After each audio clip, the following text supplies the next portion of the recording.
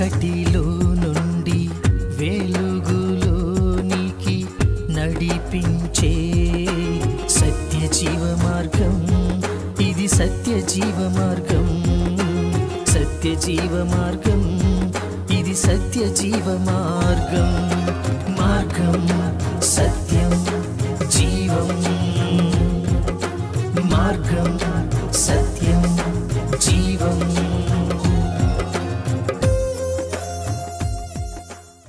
ప్రభును ప్రియరక్షకుడైన యేసుక్రీస్తు నామములో మీ అందరికీ నా హృదయపూర్వక వందనాలు. సత్యజీవ మార్గం అనే ఈ ఆధ్యాత్మిక కార్యక్రమానికి మీకు అందరికీ స్వాగతం. ప్రియులరా, ఈ కార్యక్రమంలో దేవుని యొక్క వాక్యాన్ని ధ్యానం చేసుకోబోయే ముందు చిన్న ప్రార్థన చేసుకుందాం. మహాగణుడు పరిశుద్ధుడు అయిన మా ప్రభువా, మీకు స్తుతులు స్తోత్రములు చెల్లిస్తూ ఉన్నాం. మాట్లాడే దేవుడివి, చూచుచున్న దేవుడు నాయన. అయ్యా, ఈ ప్రత్యేక సమయంలో మాతో మాట్లాడమని, మీ సహాయాన్ని మాకు అనుగ్రహించమని, మీ చక్కటి స్వరాన్ని మాకు వినబడినివ్వమని మీ పాదాలు పట్టుకుని బ్రతిమాలుతున్నాం. ప్రతి విషయంలో కూడా మా చేయి పట్టుకొని నడిపించమని ప్రభువైన యేసు నామములో ప్రార్థించి వేడుకొంచున్నాము నా తండ్రి, ఆమేన్. ప్రియులారా, మరొకసారి మీ అందరికీ నా హృదయపూర్వక వందనాలు. నేటి వాక్య భాగంలో మనం ధ్యానం చేసుకుంటున్న అంశం పరలోకము. పరలోకం గురించి మనందరికీ బాగా తెలుసు, కానీ ఎంతవరకు ఆలోచన చేస్తున్నాం అనేది నేటి వాక్యం యొక్క అంశం. పరలోకం గురించి మనం ఎంత ఆలోచన కలిగి ఉంటున్నాం, పరలోకం గురించి మనకేం తెలుసో ఒకసారి గుర్తు చేసుకోవడానికి ప్రయత్నం చేద్దాం. మనిషికి ఉన్న రెండు గమ్యాలు, ఒకటి పరలోకం, పరలోకం కాకపోతే నరకం. సో రెండు గమ్యాలు, నిత్య జీవం లేకపోతే నిత్య మరణం అన్నట్లుగా నిత్య శిక్ష. దాన్ని తప్పించడం కోసం దేవుడు. సో దేవుడు మనిషిని ప్రేమించి ఆ యొక్క మనిషి యొక్క పాపపు శిక్ష నుంచి తప్పించడం కోసం నిత్యత్వాన్ని దేవుడు తానుండే చోటును మనకి ఇవ్వడం కోసం మరి ఆ పట్టణాన్ని దేవుడు నిర్మించాడు. దేవుడు మన కోసమే నిర్మించిన పట్టణం పరలోకం. హెబ్రీయులకు రాసిన పత్రిక 11వ అధ్యాయంలో ఒక మాట ఉంటుంది. హెబ్రీయులకు రాసిన పత్రిక 11వ అధ్యాయం 10వ వచనం, ఏలయనగా దేవుడు దేనికి శిల్పియు నిర్మాణకుడై ఉన్నాడో పునాదులు గల ఆ పట్టణము కొరకు అబ్రహాము ఎదురు చూచుచుండెను. ప్రియులారా, అబ్రహాము ఆ పట్టణం కొరకు, దేవుని చేత నిర్మాణం చేయబడిన ఆ పట్టణం కొరకు ఎదురు చూస్తున్నట్లుగా మనం ఈ వాక్య భాగం చదివాం. కాబట్టి ఈ అబ్రహాముకి ఎదురుచూపు అనేది, పరలోకం గురించిన ఎదురుచూపు అనేది ఉంది. నేటు దేవుణ్ణి, క్రీస్తుని వెంబడిస్తున్న జనాంగాన్ని మనం పరిశీలన చేసినట్లయితే మరి ఆత్మానుసారమైన క్రైస్తవులు, అంటే ఆత్మానుసారమైన మనస్సు కలిగి క్రీస్తుని వెంబడించేవారు, అలాగే శరీరానుసారమైన మనస్సు కలిగి క్రీస్తుని వెంబడించేవారు అని రెండు రకాలుగా క్రైస్తవ సమాజాన్ని, భక్తి సమాజాన్ని మనం విభజించవచ్చు. అయితే మనం శరీరానుసారంగా మనం క్రీస్తుని వెంబడిస్తున్నామా, ఆత్మానుసారంగా క్రీస్తుని వెంబడిస్తున్నామా అనేది పరిశీలన చేసుకోవడానికి ఈ యొక్క మాటలు ఉపయోగపడతాయి. ఖచ్చితంగా మనం పరిశీలన చేసుకోవాల్సిన ఆవశ్యకత ఉంది. అది మన యొక్క విధి. కాబట్టి మనం శరీరానుసారంగా క్రీస్తుని వెంబడిస్తున్న వారం అయితే ఈ లోకంలో ఉన్న వాటి మీద మన దృష్టిని పెడతాం. మనకి ఉద్యోగం, వ్యాపారం, అలాగే మనకి ఆరోగ్యం, మరి మన కుటుంబం, రకరకాల పరిస్థితుల మీద మన మనసును అంతటిని నిలిపి వాటి కొరకు ఆశపడుతుంటాం. ఆశీర్వాదాల కొరకు ఆశపడేవాడు పరిపూర్ణంగా దేవునికి ఇష్టడుగా ఎలా ఉండగలుగుతాడు? ఈ లోకంలో దేవుని దగ్గర నుంచి ఏదైనా వస్తుంది అని ఎదురు చూస్తూ, దేవుని దగ్గర నుంచి మేలు కలుగుతుందని ఈ లోకపరమైన మేలు కొరకే ఎదురు చూపుతూ మరి క్రీస్తుని వెంబడించేవాడు ఈ లోకంలో కొన్ని పరిస్థితుల్లో దేవుని నుంచి తప్పిపోవడానికి, లోకానుసారమైన ఆలోచన కలిగి దేవునికి వ్యతిరేకంగా ఆజ్ఞను అతిక్రమించడానికి అవకాశాలు ఎక్కువ ఉంటాయి. ఆత్మానుసారమైన మనస్సు కలిగిన వారు అని ఈ జాబితాను మనం చూసినట్లయితే, ఈ ఆత్మానుసారమైన మనస్సు కలిగి క్రీస్తుని వెంబడించే వారికి పరలోకం గురించిన ఆలోచన, ధ్యాస, ఆశ ఉండడానికి అవకాశం ఉంది. అయితే మీరు, ఈ వాక్య భాగం వింటున్న మీరు పరలోకం గురించి ఎన్ని రోజులు ఆలోచిస్తున్నారు? నిన్న, మొన్న, ఈరోజు ఆలోచించారా? పరలోకం వెళ్ళాలి అనే తృష్ణ, తపన మీలో కలుగుతుందా? నిత్యము దాని గురించిన ధ్యాస మీకుందా? పరలోకం నేను వెళ్ళాలి కాబట్టి నేను క్రీస్తుకి లోబడి జీవించాలి అనే ఒక నిశ్చయత, ఒక నిర్ణయంతోనే మీరు ముందుకు కొనసాగుతున్నారా అనేది ఆలోచన చేయండి. రెండు గమ్యాలు. పరలోకం కాకపోతే మరి ఆ యొక్క అపవాది కోసం చేయబడిన ఆ నిత్య నరకాగ్ని, అపవాది దానిలోకి తీసుకువెళ్ళాలనే వాడి కుట్ర, కుతంత్రం. అందుకనే అనేక రకాల ఆలోచన విధానాలని మనిషి మనసులోకి చొచ్చింపచేసి మనిషిని వాడికి అబంధ హస్తాల్లోకి తీసుకుని రకరకాల వ్యసనాలు, రకరకాల బానిసత్వంలోకి మనిషిని బంధించి అపవాది మరి వికటాటహాసం చేస్తూ వాడు తన రాజ్యంలోకి అనగా ఆ యొక్క నిత్య నరకంలోకి తీసుకోవాలని వాడు ఎత్తుకుపై ఎత్తులు వేస్తూ ఉన్నాడు. మనిషి ఆలోచన కలిగి దేవుడిచ్చిన స్వేచ్ఛని దుర్వినియోగం చేయక దేవుడు మనకి స్వేచ్ఛను అనుగ్రహించాడు. దేవుడిచ్చిన స్వేచ్ఛను మనము దుర్వినియోగం చేయక తన బిడ్డలు తన స్వరం వింటారన్నట్లుగా, తన గొర్రెలు తన స్వరం వింటాయన్నట్లుగా దేవుని వైపు మనం తిరిగే వారంగా ఉండాలి. పరలోకం గురించిన ధ్యాస కలిగే వారంగా ఉండాలి. దేవుడు చాలా ఆశతో మన వంక చూస్తూ ఉన్నాడు. దేవుడు తన 2 చేతులు చాపి మనల్ని పిలుస్తూ ఉంటాడు. దేవుని వైపు మనం తిరగాలి. పరలోకం గురించిన ఆశ, ఆలోచన కలిగి ఉండాలి. ఒకడు పరలోకం చేరాలంటే మరి ఏంటి ప్రొసీజర్ ఏంటి అని మనం ఆలోచన చేసినట్లయితే దేవుడు దానికి ఒక మార్గాన్ని ఏర్పాటు చేశాడు. ఈ భూమి మీద ఒక్కడు కూడా పాపం చేయకోకుండా పరిశుద్ధంగా ఉండి నీతిగా ఉన్నవాడు ఒక్కడు కూడా లేడని దేవుని యొక్క వాక్యం చెబుతుంది. సో నీతిమంతుని పరిశుద్ధ రక్తం చిందింపబడటం కోసం ఆ దేవుడే మనుష్య కుమారునిగా ఈ భూమి మీద జన్మించి తన రక్తాన్ని చిందించి ఆ రక్తంలో మన పాపాలని ప్రక్షాళన చేయడానికి, మన పాపాలకి శిక్షను ఆయన అనుభవించడానికి ఆ కార్యం చేసి ఒక మార్గాన్ని ఏర్పాటు చేశాడు. సో ప్రభువుని నమ్మటం ద్వారా, ప్రభువుని నమ్ముకున్నట్టు ద్వారా, ప్రభువుని తెలుసుకున్నట్టు ద్వారా, ఆయన్ని యేసుని అంగీకరించడం ద్వారా ఒకడు నిత్యత్వాన్ని పొందుతాడు. మొదటి యోహాను సువార్తలో ఆ మాటలు ఉంటాయి. మొదటి యోహాను 5:12 దేవుని కుమారుని అంగీకరించువాడు జీవం గలవాడు, దేవుని కుమారుని అంగీకరింపనివాడు జీవము లేనివాడు. దేవుని కుమారుని నామమందు విశ్వాసముంచు మీరు నిత్యజీవము గలవారని తెలుసుకున్నట్లు నేను ఈ సంగతులను మీకు రాయుచున్నాను. దేవుని కుమారుని నామమందు విశ్వాసం కలిగి ఆయన్ని అంగీకరించువారు నిత్యజీవం పొందుకుంటారు అని ఈ మొదటి యోహాను 5:12 మనం చూస్తూ ఉన్నాం. ప్రియులారా, క్రీస్తు నామమును అంగీకరించి, క్రీస్తు నామమును విశ్వసించి మరి క్రీస్తుని వెంబడిస్తున్నవారు నిత్యజీవాన్ని పొందుకుంటారు. నిత్యజీవం అనగా పరలోకం. కాబట్టి క్రీస్తుని మనం అంగీకరించినట్లయితే, క్రీస్తుని మనం వెంబడించినట్లయితే, అంగీకరించడం అంటే మన నోటితో ఒప్పుకోవడమో లేకపోతే ఒక్కసారి క్రీస్తుని నేను అంగీకరిస్తున్నాను అంటే సరిపోతుందా? ఆలోచన చేయండి. క్రీస్తుని అంగీకరించడం అంటే నేను క్రీస్తుని అంగీకరిస్తున్నాను అని మనం చేతులెత్తితే సరిపోతుందా? ఎంతమంది క్రీస్తుని అంగీకరిస్తున్నారు అని అడిగితే నేను క్రీస్తుని అంగీకరిస్తున్నాను, క్రీస్తుని నేను నమ్ముతున్నాను, నేను క్రీస్తుని విశ్వసిస్తున్నాను అంటే సరిపోతుందా అని ఆలోచన చేయండి. కానీ కాదు. క్రీస్తుని అంగీకరించడం అంటే క్రీస్తుని వెంబడించడం, క్రీస్తుకి విధేయత చూపించడం. క్రీస్తుని వెంబడించడం అంటే క్రీస్తు మాట వినటం, చేయమన్నవి చేయటం, చేయవద్దు అన్నవి మానేయటం. ఈ విషయాలన్నీ కూడా క్రీస్తుని అంగీకరించడం అన్న ఒక్క మాటలో కూడా ఇమిడి ఉంటాయి. క్రీస్తుని అంగీకరించిన వారు నిత్య జీవాన్ని పొందుకుంటారని దేవుని యొక్క వాక్యం చెబుతూ ఉంది. కాబట్టి క్రీస్తుని అంగీకరించిన వారు పరలోకం పొందుకుంటారు. క్రీస్తుని అంగీకరించాలి.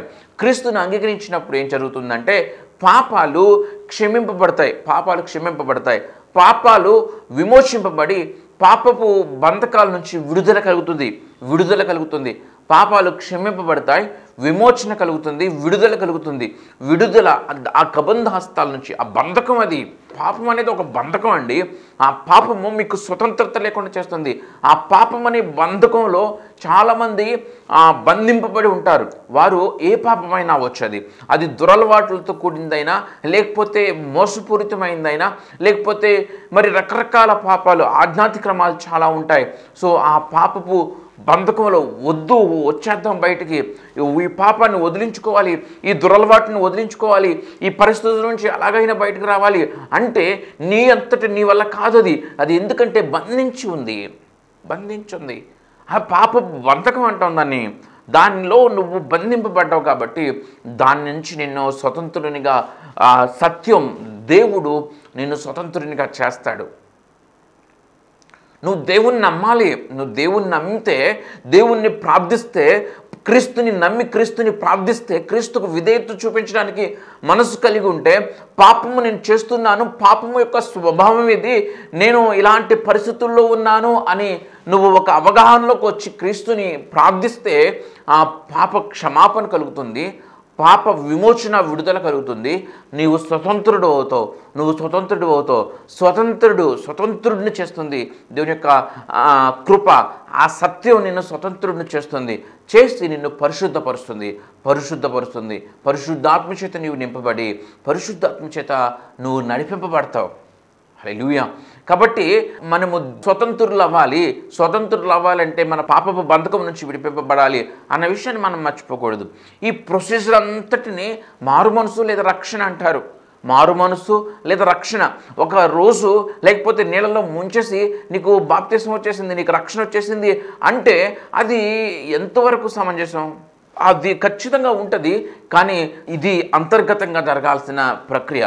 ఈ అంతర్గతంగా జరగాల్సిన ప్రక్రియ కాకోకుండా ఒకవేళ ఏదైనా 10,000 మందికి లేకపోతే 20,000 మందికి బాప్తిస్మం ఇవ్వాలని ఏదైనా పాస్టర్ గారు టార్గెట్ పెట్టుకొని ఇదిగోండి రండి బాప్తిస్మం ఇచ్చేస్తానంటే వెళ్ళి ఆ నదిలో ఒక్కొక్కరిని ముంచేసి లేపేస్తే బాప్తిస్మం వచ్చేసినట్టేనా అంటే కాదు, అది కాదు. సో నువ్వు దేవుని గురించి అవగాహన కలిగి, క్రీస్తు గురించి అవగాహన కలిగి, ఏమండి క్రీస్తు అవగాహన కలిగి క్రీస్తుకు విధేయత చూపించడానికి తీర్మానం తీసుకుని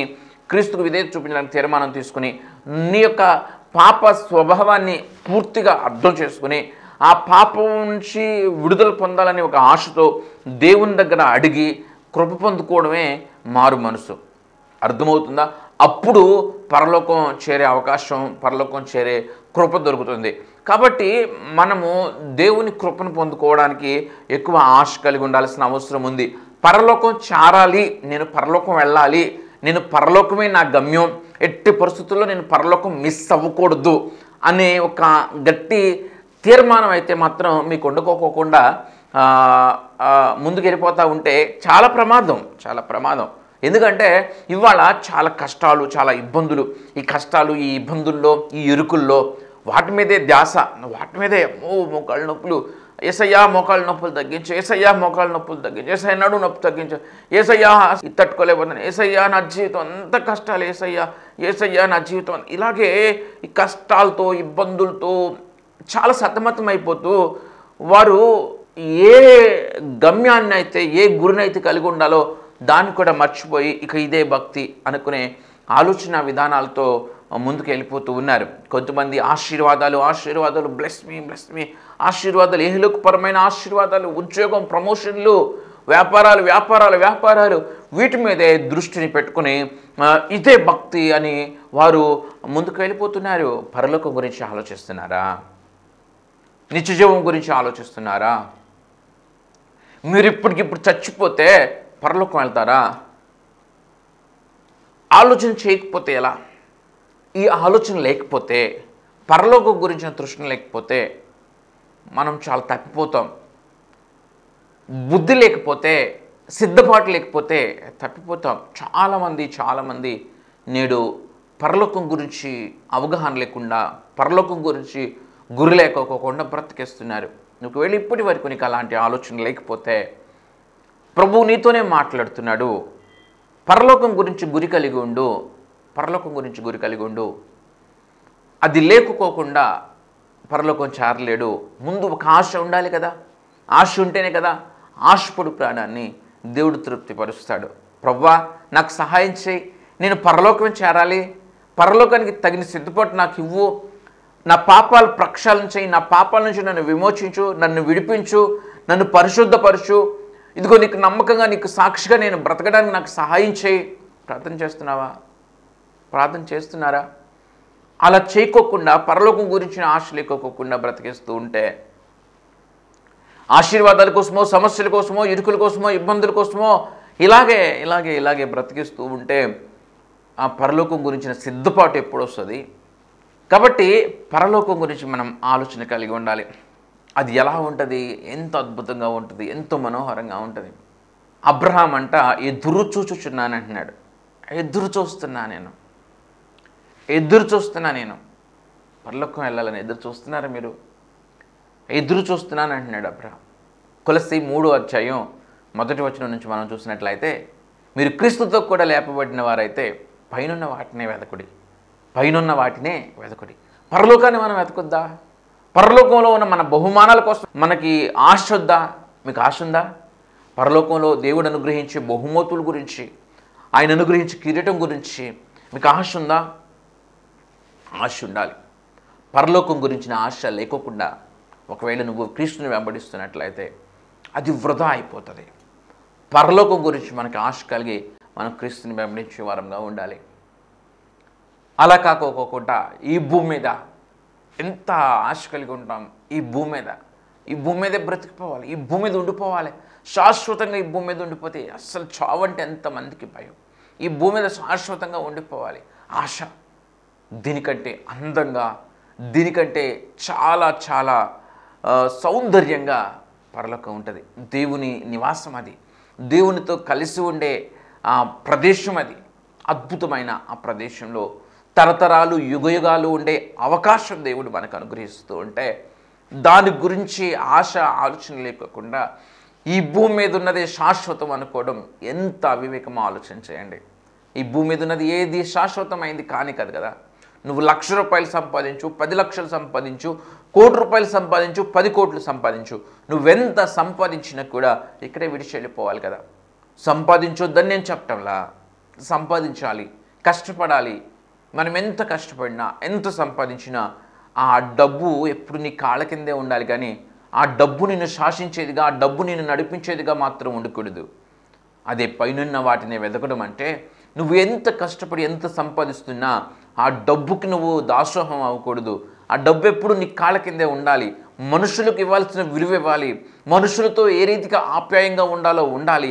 సో దానికే ప్రాముఖ్యతనివ్వాలి, కానీ డబ్బుకి దాసోహం అయిపోయినట్లుగా 2 యజమానులకు ఒకడు దాసుడిగా ఉండలేడు. నువ్వు దేవునికి దాసుడిగా, సిరికి దాసుడిగా ఉండలేవు.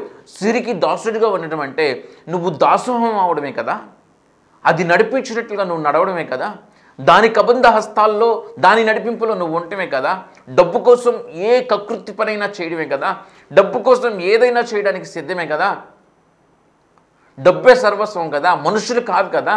అలాగూ జీవించేస్తూ ఉంటారు కొంతమంది డబ్బుకు దాసోహం అయిపోయిన వారు, డబ్బుని యజమానిగా కలిగిన వారు, డబ్బుకి దాసుడుగా ఉన్నవారు.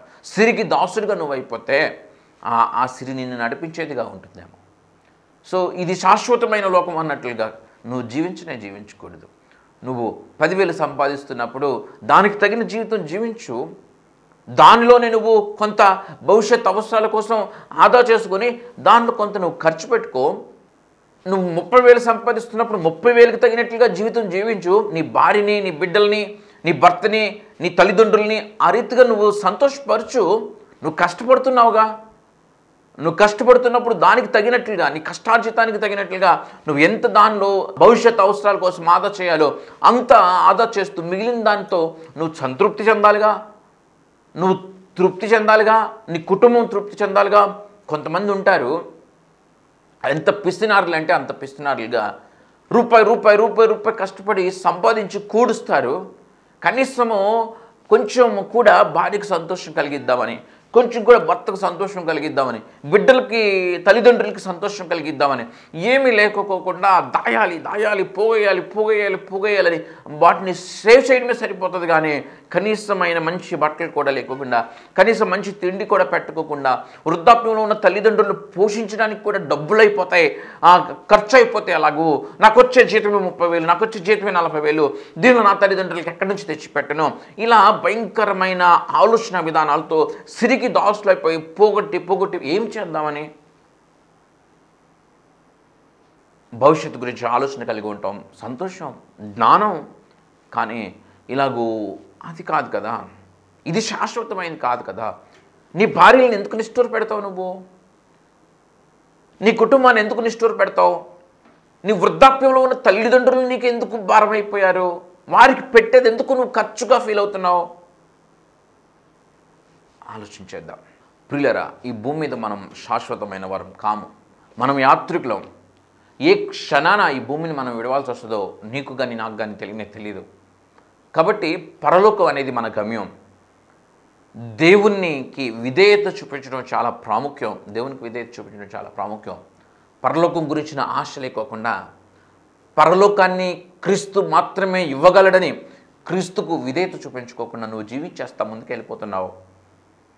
అది కాకపోతే మరొక భయంకరమైన ప్లేస్ ఉంది. ఈ 2 ప్లేసెసే ఒక మనిషికి ఉన్న డెస్టినేషన్స్, మనిషికి ఉన్న గమ్యాలు. ఈ 2 ప్లేసెసే. నిత్యము దేవునితో ఉంటావా లేక నిత్య నరకాగ్నిలో ఉంటావా? నువ్వు డిసైడ్ అవ్వాలి. దేవుణ్ణి వెంబడించాల్సిన అవసరం ఉంది. పైనున్న వాటిని వెతకుడు కానీ భూ సంబంధమైన వాటిని కాదు. గొడవలు, కొట్లాట్లు, అసూయలు, ద్వేషాలు, కక్షలు, ఎవరిని క్షమించలేకపోవడం ఇత్యాది విషయాలన్నిటిని మనం మార్చుకోవద్దా? మారు మనసుకి, పరిశుద్ధాత్మకు ఎవిడెన్స్ ఏంటో తెలుసా? మంచి కార్యాలు, మంచితనం. పరిశుద్ధాత్మ మనలో ఉంది. పరిశుద్ధాత్మ చేత మనం నింపబడ్డాం, నడిపింపబడుతున్నామని దానికి ఎవిడెన్స్. మనం మారు మనసు పొందాం, మన హృదయం మారింది అంటానికి దానికి ఎవిడెన్స్, దానికి ప్రూఫ్ ఏంటో తెలుసా? నీ యాక్ట్స్, నువ్వు చేసే పనులు. నువ్వు మంచి కార్యాలు చేస్తున్నావా? నువ్వు మంచిగా జీవిస్తున్నావా?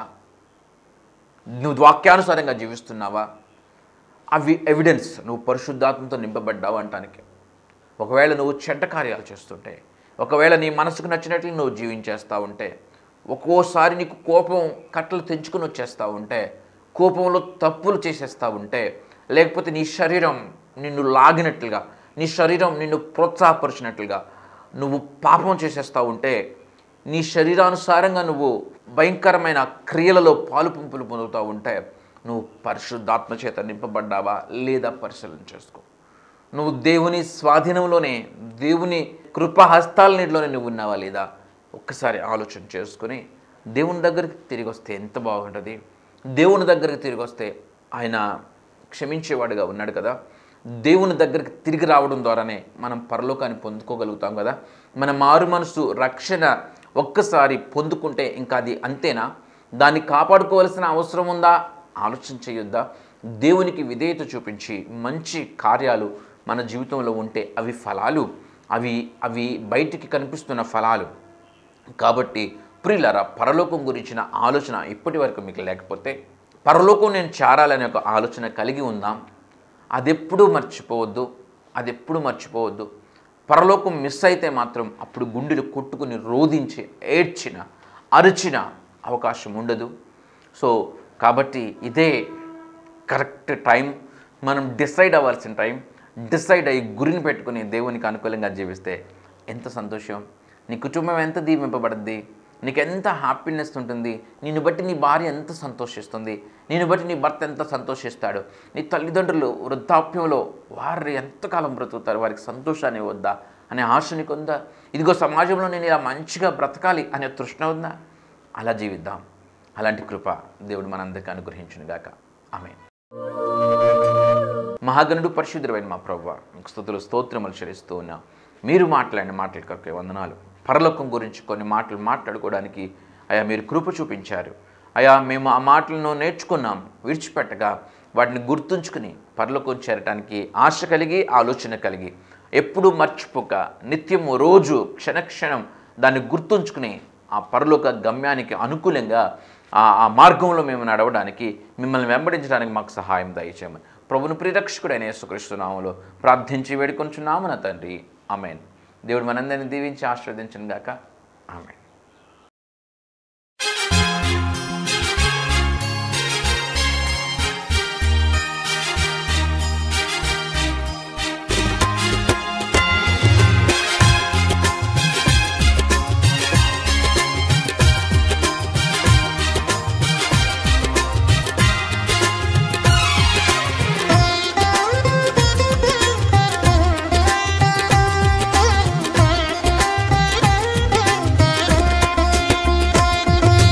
పరలోకమే నా అంతఃపురం, చేరాలనే నా తాపత్రయం. పరలోకమే నా అంతఃపురం, చేరాలనే నా తాపత్రయం. యేసుదేవరా కనికరించవా, దారి చూపవా యేసుదేవరా, కనికరించవా దారి చూపవా.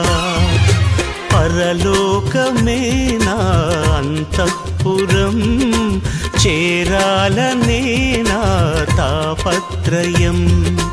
పరలోకమే నా అంతఃపురం, చేరాలనే నా తాపత్రయం.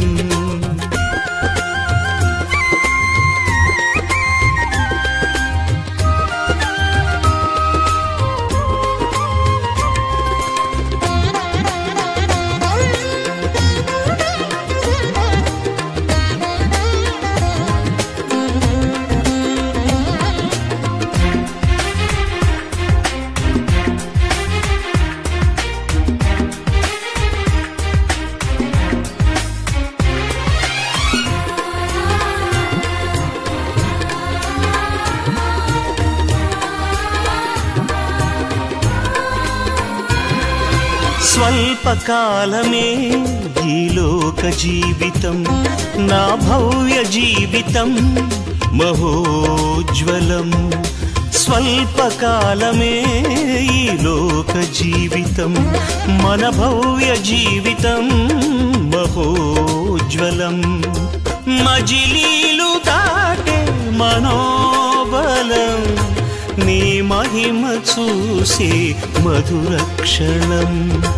మజిలీలు దాటే మనోబలం, నీ మహిమ చూసే మధుర క్షణం. వీక్షించు కన్నులు విశ్వాస జీవితం నాకు ఇయ్యవా. వీక్షించు కన్నులు విశ్వాస జీవితం నాకు ఇయ్యవా. పరలోకమే నా అంతఃపురం, చేరాలనే నా తాపత్రయం. ప్రియులరా, ఈ వర్తమానాలన్నీ జోసెఫ్ సుశీల్ అనే యూట్యూబ్ ఛానల్లో అప్లోడ్ చేయబడుతున్నాయి. కాబట్టి ఖచ్చితంగా యూట్యూబ్ ఛానల్ని సందర్శించండి. యూట్యూబ్ ఛానల్లో జోసెఫ్ సుశీల్ అని మీరు టైప్ చేస్తే ఆ ఛానల్ వస్తుంది. మరి ఇతర వర్తమానాలను కూడా ఖచ్చితంగా వినండి. అలాగే ఈ వర్తమానాలు ప్రవచన్ టెలివిజన్లో ప్రతి ఆదివారం ఉదయం 7:30కి, సాయంత్రం 7:30కి ప్రసారం అవుతూ ఉన్నాయి. ఖచ్చితంగా వాటిని కూడా వీక్షించమని మీకు మనవి చేస్తూ ఉన్నాను. దేవుడి ప్రకటన దీవించును గాక. ఆమేన్. ప్రియమైన సహోదరి సహోదరులారా, మీకు నా హృదయపూర్వక వందనాలు తెలియచేస్తున్నాను. మీ ఆత్మీయ జీవితం ఎలా ఉంది? ఈ జీవన పయనంలో ఎదురయ్యే శోధనలలో విజయం పొందుకుంటున్నారా? మంచిది. మనం శోధనలను సహించి విజయం పొందటం ద్వారా మన పరలోకపు తండ్రి ఎంతో సంతోషిస్తారు. ప్రార్థనకు, వాక్య ధ్యానానికి, పాటలతో ప్రభువును స్తుతించటానికి నీవు ఖచ్చితంగా ప్రతిరోజు సమయం కేటాయించాలి. అప్పుడే నీవు లోకంలో ఉంటూనే నిష్కలంకంగా జీవించగలవు. చెట్టు మంచిదైతే విత్తు మంచిదవుతుంది. యథా రాజా తదా ప్రజ. మంచి కాపరిని కలిగిన మందలు ధన్యమైనవి. చిన్న కుటుంబం చింతలు లేని కుటుంబం. పెద్ద సంఘం కావాలి అని కాదు, మంచి సంఘం కావాలి అనుకోవాలి. అట్టహాసాలకి, ఆడంబరాలకి, ఆటపాటలకి ఆకర్షితులు కాక ప్రభువుకు సంపూర్ణ విధేయత చూపిస్తూ మంచి నడవడిక, మంచి సాక్షి జీవితం, మంద పట్ల బాధ్యత కలిగిన కాపరిని ఎంచుకోవాలి. ఆ సంఘంతోనూ ఆ సేవకునితోనూ తద్వారా ప్రభువుతో అంటుకట్టబడి ఉండాలి. మీ కష్టార్జితం, మీ దశమ భాగాలు మీరు సంతోషంగా దేవునికి కానుక ఇవ్వాలనుకున్నప్పుడు వాటిలో శ్రేష్టమైనవి, అత్యధికమైనవి మీ సంఘ కాపరికి మాత్రమే ఇవ్వాలి. మంద కాచేవాడు మంద పాలుకి అర్హుడు. ఎక్కడో ఉండే టీవీ వర్తమానికుడు ఎంతవరకు నీ మంచి చెడ్డ పట్టించుకోగలడు? ఎంతవరకు నీ యోగక్షేమాలు పట్టించుకోగలడు? నీ కన్నీరు చూడగలిగేది, నిన్ను పట్టించుకోగలిగేది, నీవు ఆశీర్వదింపబడితే సంతోషించేది నీ సంఘ కాపరి మాత్రమే. నీ సంఘ కాపరిని సంతోషపరచు, ఘనపరచు. ఆయన కంటనీరు రాకుండా చూసుకోవాలనే కోరిక నీవు కలిగి ఉంటే ప్రభువు సమస్తం చూస్తూ ఉన్నాడు. ప్రభు సేవలో మీ జోసెఫ్ సుశీల్.